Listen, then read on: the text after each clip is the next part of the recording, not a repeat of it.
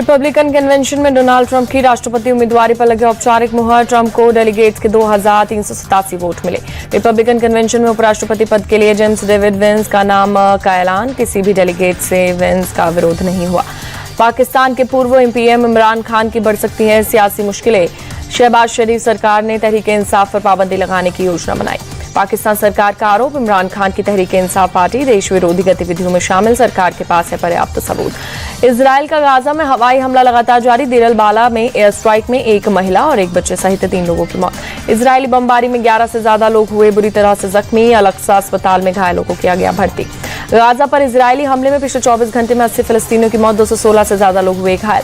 Gaza में अब तक मरने वालों की तादाद 38,664 तक पहुंची। गाजा हेल्थ मिनिस्ट्री के मुताबिक 89,000 के ज्यादा हुए जख्मी। यूक्रेन के राष्ट्रपति जेलेंस्की ने रूसी मिसाइल अटैक से बचाव के लिए एयर डिफेंस सिस्टम की जताई जरूरत। कहा, यूक्रेन को कम से कम 25 पैट्रियट एयर डिफेंस सिस्टम चाहिए। अमेरिका दौरे से लौटने के बाद जेलेंस्की ने प्रेस कॉन्फ्रेंस की। कहा, यूक्रेन को और F-16 लड़ाकू विमानों की भी जरूरत है।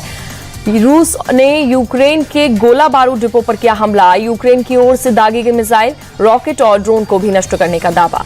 आर्मेनिया ने अमेरिका के साथ संयुक्त युद्धाभ्यास की शुरुआत की। रूस के साथ रिश्तों में खटास के बाद अमेरिका ने बढ़ाई नजदीकियां।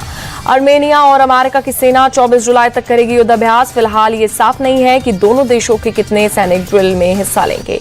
रूस और चीन ने शुरू किया नौसेना का 3 दिवसीय युद्धाभ्यास। प्रशांत महासागर में 15 से 17 जुलाई तक जारी रहेगी नौसेना की ड्रिल। रूस और चीन की नौसेना एयर डिफेंस और एंटी सबमरीन युद्धाभ्यास करेगी। युद्ध के दौरान एक दूसरे को सप्लाई करेगी, प्रैक्टिस की जाएगी।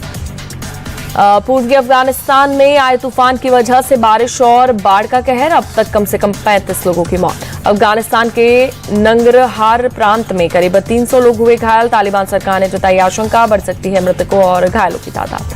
दक्षिण पश्चिम और मध्य चीन में भारी बारिश और बाढ़ ने मचाई तबाही। पिछले 12 घंटे में 260 मिलीमीटर से ज्यादा बारिश हुई। प्रशासन ने कई इलाकों में तेज तूफान का रेड अलर्ट जारी किया। करीब 1.5 लाख लोगों को अब तक बाढ़ग्रस्त इलाकों से रेस्क्यू किया गया।